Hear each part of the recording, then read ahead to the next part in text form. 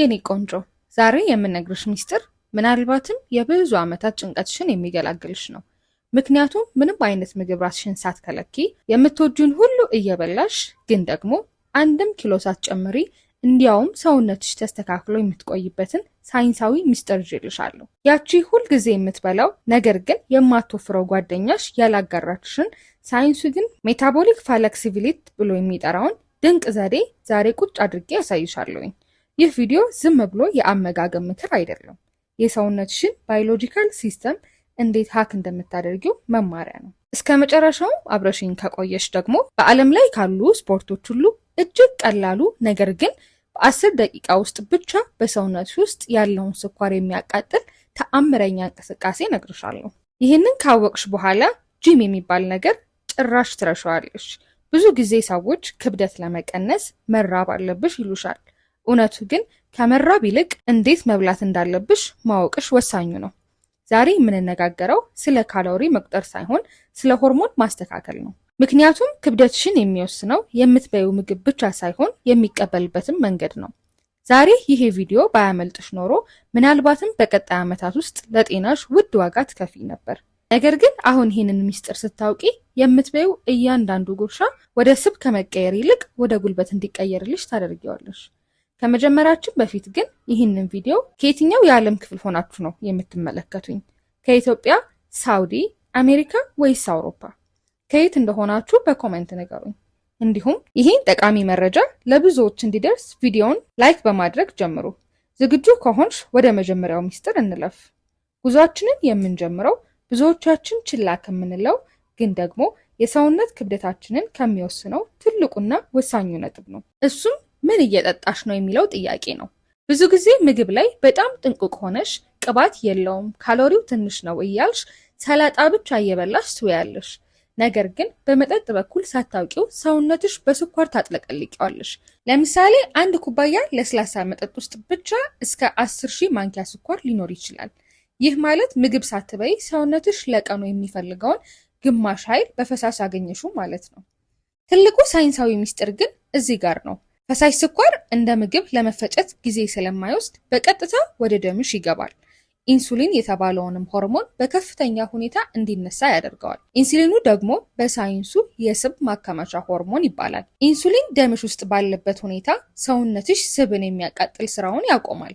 አሁን የሚመጣውን ሁሉ አከማች የሚል ትዕዛዝ ያስተላልፋል። ስለዚህ ያንን ለስላሳ በጠጣሽ ቁጥር ሰውነትሽ ስብ ማቃጠያ ማሽኑን ኦፍ ያደርገዋል ማለት ነው። በተቃራኒው ግን ከመብላትሽ ከ30 ደቂቃ በፊት አንድ ብርጭቆ ውሃ መጠጣት ብቻ ሆድሽ የመርካት ስሜት እንዲሰማው ስለሚያደርግ 30 በመቶ ያነሰ ምግብ እንድትበይ ይረዳሻል። ከዚህም በላይ ጥቁር ቡና ወይም ደግሞ ሻይ ያለ ስኳር መጠጣት ሰውነትሽ ዝም ብሎ ተቀምጦ እንኳን ስብ የሚያቃጥልበትን ፍጥነት ሜታቦሊዝሙን በ10 በመቶ ይጨምረዋል። ያቺ ምንም ብትበይ የማትወፍረው ጓደኛሽ በምግብ መሃል ውሃ ስትጠጣ ካየሻት ሳታውቀው የኢንሱሊን መጠኗን እያስተካከለችና ሰውነቷ ስብ ማከማቸት እንዲያቆም እያዘዘችው መሆኑን ልብ በይ የኔ ቆንጆ። ሶስተኛ ነጥብ ደግሞ እስካሁን ካየናቸው ሁሉ የክብደት መቀነስ ማሽን ሆኖ የሚያገለግልሽ ዋነኛው ሚስጥር ነው። እሱም በምግቦችሽ መሃል የምታደርጊው የጊዜ ክፍተት ነው። ብዙዎቻችን የምንሳሳተው ትንሽ ትንሽ ግን በየሰዓቱ ብንበላ ይሻላል ብለን በማሰብ ነው። ነገር ግን በየሰዓቱ የምትጎርሽ ከሆነ ሰውነትሽ የተከማቸውን ስብ ለማቃጠል ምንም አይነት እድል አያገኝም። ሳይንሱ በግልጽ እንደሚለው በምግቦች መሃል ቢያንስ 4 ሰዓታት ክፍተት መኖር ይኖርበታል። ለምን መሰለሽ? ከበላሽ በኋላ ለ3 ሰዓታት ያክል ሰውነትሽ ኢንሱሊን እያመረተ ያንን የበላሽው ምግብ ወደ ኃይል በመቀየር ይጠመዳል። በአራተኛው ሰዓት ላይ ግን ኢንሱሊን መጠኑ ሲቀንስ ግሉኮን የተባለ አስደናቂ የሆርሞን ስራ ይጀምራል። ይህ ሆርሞን ነው እንግዲህ በሰውነትሽ ውስጥ የተከማቸውን ስብ ፈልጎ አውጥቶ እንደ ሻማ የሚያቀልጠው። ነገር ግን አንቺ በመሃል ስናክ፣ ኩኪስ፣ ቸኮሌት ወይም ደግሞ ፍራፍሬ ስትበይ ግላኮን ስራውን እንዲያቆምና ኢንሱሊን ተመልሶ እንዲመጣ ታደርጊዋለሽ። በዚህም ምክንያት ሰውነትሽ የተከማቸውን የማቃጠል እድሉን ያጣል። በአሁኑ ሰዓት ዓለምን እያነጋገረ ያለው ኢንተርሚቴንት ፋስቲንግ ሳይንሳዊ መሰረቱ ይሄ ነው። በተለይ ማታ ቀድመሽ በልተሽ እስከ ጠዋት ቆይ። ያኔ ሰውነትሽ ሌሊቱን ሙሉ ያለምንም ረብሻ የተከማቸ ስብሽን ሲያቃጥለው ያድራል። አሁን የምነግራችሁ የእንቅልፍና የክብደት ግንኙነትም ምናልባት እስካሁን ጨርሶ ያላሰባችሁት ድብቅ ሚስጥር ነው። ብዙዎቻችን እንቅልፍና ውፍረት ምን አገናኛቸው? እንቅልፍ እኮ ካሎሪ አያቃጥልም ብለን እናስባለን። ነገር ግን እውነታው የሚገርም ነው። በቂ እንቅልፍ ካልተኛሽ ሰውነትሽ ኮርቲ የተባለ የጭንቀት ሆርሞን በከፍተኛ ሁኔታ ያመነጫል። ይሄ ሆርሞን ደግሞ በጣም መጥፎ ባህሪ አለው። ሰውነትሽ አደጋ ላይ እንዳለ ስለሚሰማው ለጥንቃቄ ሲል በቀጥታ ሆድሽ አካባቢ ስብ ከማች ትዕዛዝ ያስተላልፋል። ለዛ ነው ስፖርት እየሰራሽና ምግብ እየቀነስሽ እንኳን እንቅልፍ ካጣሽ ያ ሁሉ ስብ አልጠፋም የሚልሽ። ከዛ በላይ ደግሞ እንቅልፍ ስታጪ በሰውነትሽ ውስጥ የሆርሞኖች ጦርነት ይነሳል። ግሪሊን የተባለው የራብ ሆርሞን ይጨምራል።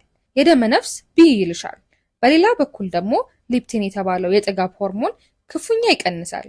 ለዛ ነው እንቅልፍ አጥተሽ ስታድሪ፣ ለዛ ነው ጠዋት ላይ ከፍተኛ የሆነ ኃይል ፍለጋ ወይም ደግሞ የረሃብ ስሜት የሚሰማሽ፣ ምንም ብትበይ አልጠገብኩም የሚልም ስሜት የሚሰማሽ። የሚገርመው የሳይንስ ቁጥር ደግሞ ይሄ ነው።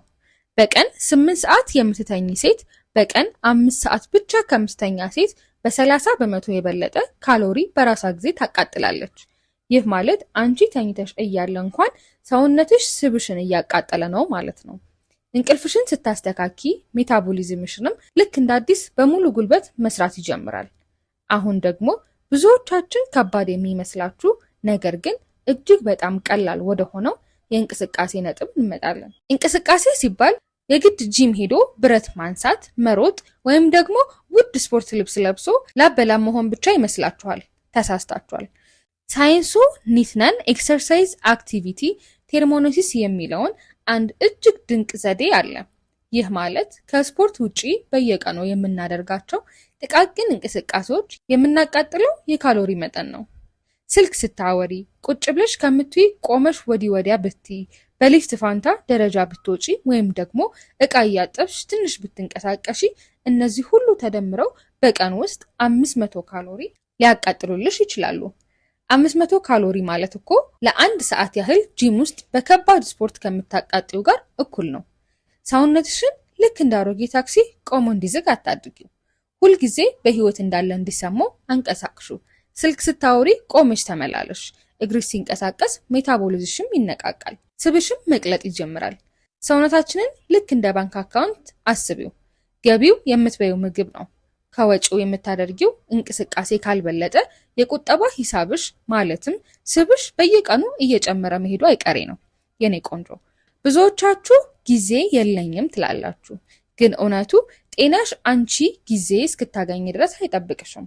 ጊዜ የለኝም እያልን ሶፋ ላይ ተቀምጠን በስልኮቻችን የሌሎችን ቪዲዮ ከምናይ ስልካችንን ይዘን ቤቱን ወዲያ ወዲህ ብንል ለውጡን በሳምንት ውስጥ እናየዋለን። እንቅስቃሴ ማድረግ ማለት የግድ በሰው ፊት መንቀጥቀጥ ማለት አይደለም። ዋናው ሚስጥር ሰውነትሽ እየሰራ ነው ብሎ እንዲያስብና ስብ ማቃጠያ ማሽኑን ወይም ሜታቦሊዝሙን ክፍት እንዲያደርግ ማነቃቃት ነው። ስለዚህ ከዛሬው ጀምሮ ቁጭ ማለት ሳይሆን ቀንና ማታ በትንሽ ጊዜ እንቅስቃሴዎችን አድርጊ። ሰውነትሽም ስትንቀሳቀሺ ቅርጹን በማስተካከል ይከፍልሻል። አሁን ደግሞ ቪዲዮ መጀመሪያ ላይ ቃል የገባሁልሽና የብዙዎቻችን ህይወት ወደ ቀየረው የዓለም እጅግ ቀላሉ ስፖርት እንምጣ። ይህ ዘዴ ምንም አይነት ማሽን ወይም ደግሞ የጂም ክፍያ፣ ልዩ ልዩ የስፖርት አልባሳትን አይጠይቅም። ግን ደግሞ ውጤቱ ከማንኛውም ከባድ ስፖርት ባልተናነሰ አስገራሚ ነው። ሳይንሱ ፖስት ፕራዲያል ዎኪንግ ይለዋል። ትርጉሙ በጣም ቀላል ነው። ምግብ በልተሽ እንደጨረሽ ወዲያውኑ ለ10 ደቂቃ ብቻ በእግር መጓዝ።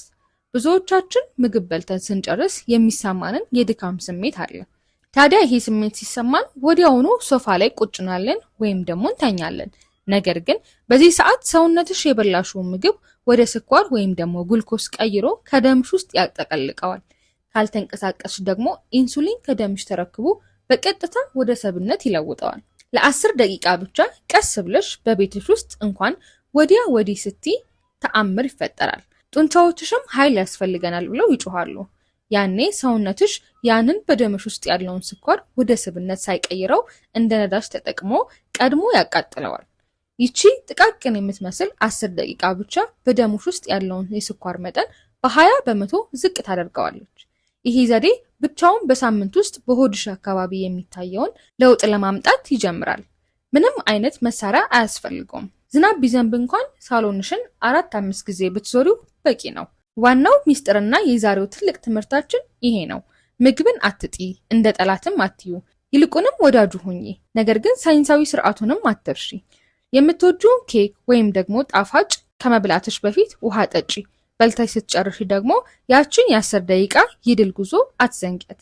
ሳይንሱ የሚነግረን ይህንን ነው። ሰውነትሽን በረሃብ አትቅጭው። ይልቁስ የባዮሎጂ ባዝ ሚስጥሮችን ተጠቅመሽ ከሰውነትሽ ጋር እንደ ጓደኛ አብረሹ ስሪ።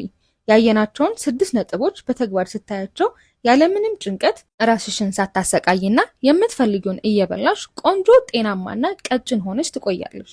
ማንኛውንም ሐሳብ ካላችሁ ኮሜንት ላይ አሳውቁኝ። ይህንን ቪዲዮ ከወደዳችሁት ላይክ እና ሰብስክራይብ ማድረግ እንዳረሱ። በቀጣይ ቪዲዮ እስከምንገናኝ መልካም ጊዜ